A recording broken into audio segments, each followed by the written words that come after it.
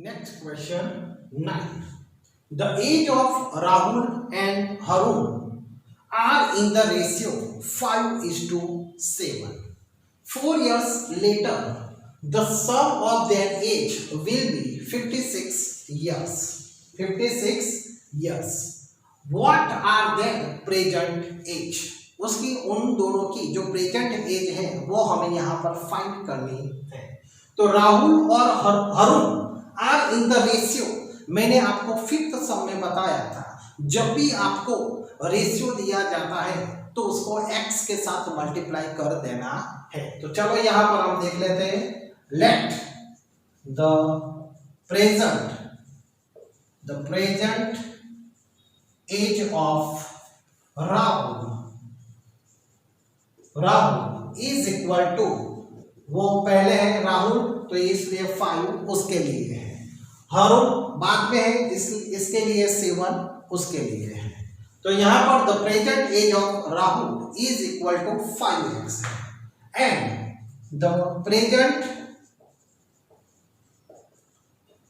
As of Harun is equal to 7x है। Okay, 4 years later, very most important point, 4 years later, 4 years later का मतलब है after.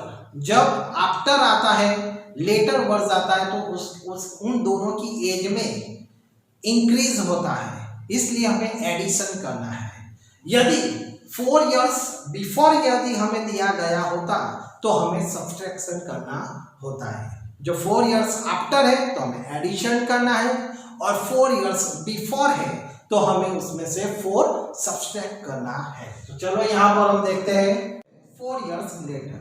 4 years letter, तो 4 years letter क्या होता है, जो राहुल है, राहुल की age is equal to 5x plus 4 हो जाता है, और हरुण की जो एज है वो 7x प्लस 4 हो जाती है।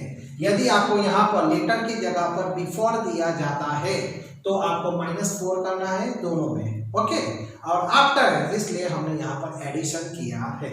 और इन दोनों का हम एडिशन करते हैं तो वो 56 इयर्स हमें मिलता है। तो चलो यहाँ पर हम देखते हैं 5x plus 4 plus 7x plus 4 is equal to 56।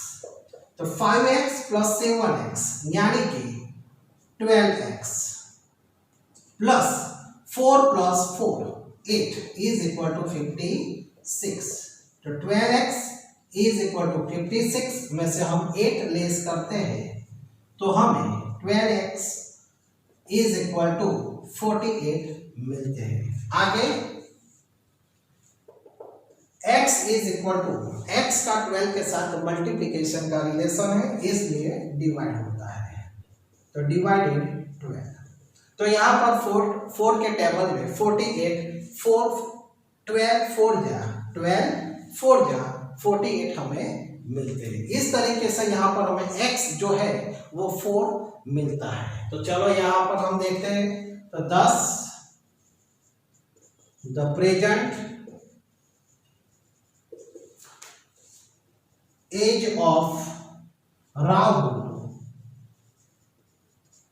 Is equal to 5x है, तो 5 मल्टीप्लाई 4 यानी कि 20 इयर्स उसकी एज है।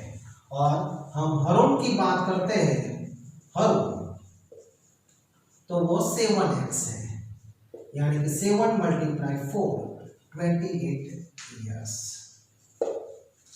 इस तरीके से यहाँ पर हमें राहुल की एज 20 इयर्स मिलते हैं और हरुण की एज 28 इयर्स हमें मिलते हैं। Next question 10th। The number of boys and girls in a class are in the ratio of 7:5। यहाँ पर हमें रेशियो दिया गया है, तो रेशियो में हम क्या करते हैं, उसे x से मल्टीप्लाई कर देते हैं, यानी कि यहाँ पर बॉयज जो है वो 7x है और जो गर्ल्स है वो यहाँ पर 5x है। ओके, तो चलो यहाँ पर हम लिख देते हैं let the number of boys is equal to 7x and number of girls is equal to 5x यहाँ पर हमें मिलते हैं। The number of boys is 8 more than, यहाँ पर जो नंबर ऑफ बॉयज है वो 8 मोर देन है, मोर देन है यानी कि उसे हमें ऐड करना है। The number of girls, girls से यहाँ पर बॉयज जो है 8 ज्यादा है। आगे what is the total class, अभी तक हमने जितने एग्जांपल्स देखे उसमें क्या था, जो हमें नंबर्स दिया जाता था उसका टोटल्स भी दिया जाता था। जैसे कि 7x plus 5x is equal to 25 है, तो इस तरीके से हमें उसका टोटल भी दिया जाता था। लेकिन इस सब में हमें टोटल फाइंड करना है। क्या करना है? टोटल हमें फाइंड करना है। इसलिए ये सम आपके लिए बहुत ट्विस्ट है और मोस्ट इंपॉर्टेंट सम है। पेपर को टफ यदि बनाना है तो इस सम को पूछा जा सकता है। तो चलो यहाँ पर हम देखते हैं। तो यहाँ पर हमें नंबर ऑफ बॉयज एंड जो गर्ल्स दिए गए हैं वो इज इक्वल टू, यहाँ पर बॉयज जो है 7x है और जो गर्ल्स है वो 5x है और इन दोनों के बिटवीन में हमें इज इक्वल टू रखना है। अभी तक हम क्या करते थे, 7x प्लस 5x और उनका जो टोटल हमें दिया जाता था वो हम यहाँ पर रखते थे, लेकिन यहाँ पर ऐसा नहीं है। तो हमें क्या करना है, इन दोनों के बीच में इज इक्वल टू रखना है और दोनों को बैलेंस करना है। यानी कि यहाँ पर जो बॉयज है वो 7x है और जो गर्ल्स है वो 5x है और जो बॉयज यहाँ पर 8 मोर देन है, 8 यहाँ पर स्टूडेंट्स क्या है, मोर देन है। तो इज इक्वल टू करने के लिए बॉयज में 8 प्लस नहीं करने हैं, हमें गर्ल्स में 8 प्लस करने हैं, जिससे हमारा जो इक्वेशन है वो इक्वेशन बैलेंस हो जाए।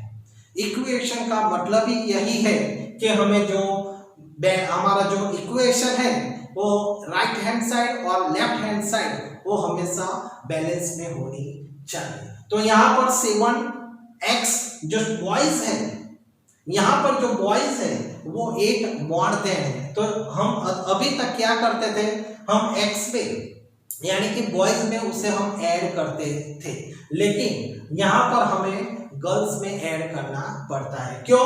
क्योंकि इन दोनों को हमें बैलेंस करना है इसलिए। और हमें टोटल जो है वो यही यहाँ पर हमें फाइंड करना है। तो चलो हम देखते हैं 7x और 5x को हम राइट से लेफ्ट लाते हैं तो -5x हमें मिलते हैं। तो 7x minus 5x 2x is equal to 8, इसलिए x is equal to 8 upon 2, therefore x is equal to 4 हमें मिलता है। चलो यहाँ पर हम देखते हैं आगे the number of boys is equal to 7x।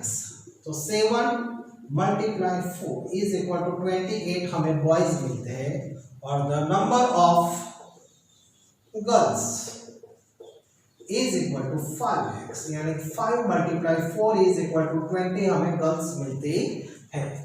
तो टोटल हमें क्या फाइंड करना है, टोटल क्लास स्ट्रेंथ हमें फाइंड करनी है।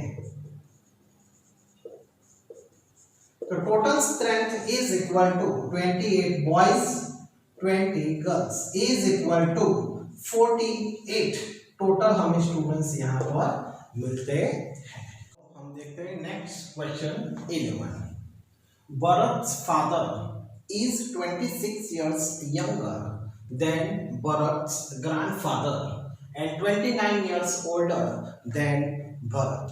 तो यहाँ पर हम देख सकते हैं जो भरत के फादर हैं वो 26 years younger है, यंगर यानी कि स्मॉलर है than Bharat's grandfather and 29 years older than Bharat. तो यहाँ पर हम देख सकते हैं बहुत कॉमन क्वेश्चन है कि यहाँ पर सबसे छोटा कौन है, भरत है। तो उसके लिए हमें यहाँ पर x एज्यूम करना है। तो let let the age of birth is equal to, यहां पर x है, ओके, और the age of birth father is equal to, कितने हैं, 29 ईयर्स ओल्डर है, भरत से 29 ईयर्स ओल्डर है, यानी कि x प्लस 29, ओल्डर का मतलब है वो उससे बड़े हैं। The age of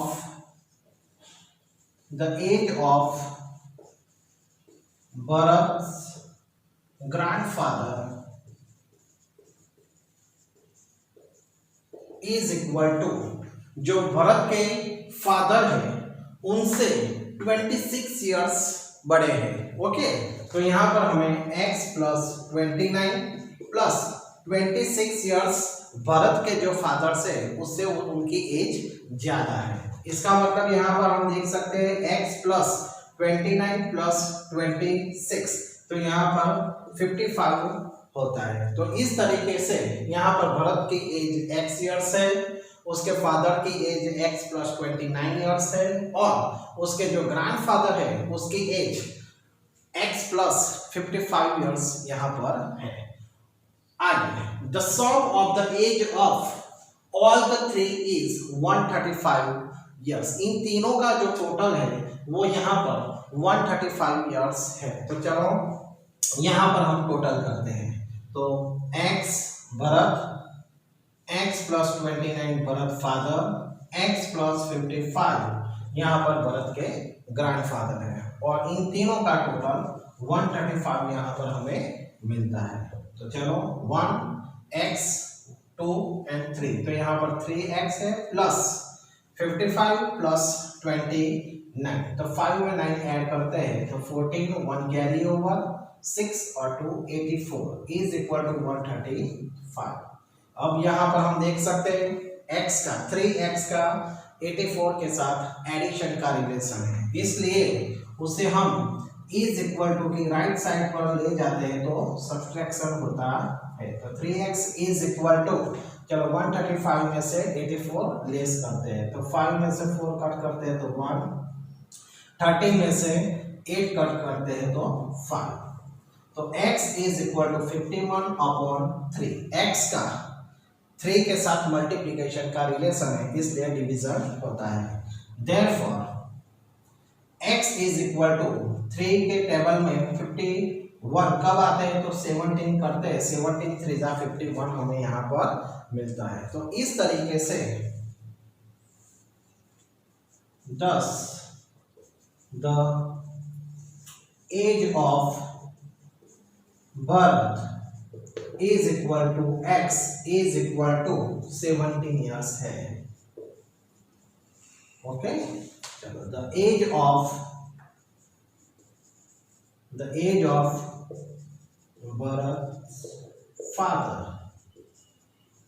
is equal to x plus 29 है, x यानी कि 17 प्लस 29, यानी कि 16, 1 कैरी ओवर और 46 ईयर्स है, और the age of birth grandfather is equal to क्या है, x प्लस 55 यानी कि 17 प्लस 55, तो 7 में 5 ऐड करते हैं तो 12, 1 कैरी ओवर, 6 7 72 ईयर्स भरत के ग्रैंडफादर की एज यहाँ पर है, okay. 15 years from now, Ravi's age will be 4 times his present age. एक क्वेश्चन आपके लिए मोस्ट इंपॉर्टेंट है। तो 15 years from now, अभी से यहाँ पर हम देखा जाए तो रवि की एज 15 साल के बाद जो होगी वो will be 4 times होगी, जो भी होगी वो 4 times एज उसकी होगी his present age। तो यहाँ पर हमें एज्यूम क्या करना है, तो let the present age of Ravi is equal to x है, is equal to x years है। अब यहां पर एक क्वेश्चन क्या कहा जाता है कि उसकी जो अभी से जो हम देखते हैं तो 15 साल के बाद उसकी एज जो होगी वो 4 टाइम्स होगी हिज प्रेजेंट एज। तो यहाँ पर हमें क्या लिखना है, तो अभी से यानी कि now x plus 15 is equal to 4x यहाँ पर हमें मिलता है। फिर से एक बार समझिए, जो प्रेजेंट पे एज रवि की जो x ईयर्स है तो उसमें 15 ईयर्स फ्रॉम नाउ, 15 ईयर्स के बाद उसकी एज 4 टाइम्स हो जाती है, इसलिए यहाँ पर हम लिखते हैं x is equal to 4x यहाँ पर हम लिखते हैं। तो चलो यहाँ पर हम देखते हैं तो x है 4x, तो चलो अब यहाँ पर हम देखते हैं जो प्लस x है उसे हम इज इक्वल टू की राइट साइड पर हम ले जाते हैं। तो 15 is equal to 4x minus x, तो 15 is equal to 3x। 4x में से 1x हम लेस करते हैं तो हमें 3x मिलता है। तो यहाँ पर x का 3 के साथ मल्टीप्लिकेशन का रिलेशन है, इसलिए डिवाइड होगा। Therefore x is equal to 3 5 15, इसलिए यहाँ पर हमें x is equal to 5 मिलते हैं। तो हम यहाँ पर देख सकते हैं तो his present age is equal to 5 years है। Okay, thus the present age of Ravi is equal to 5 years।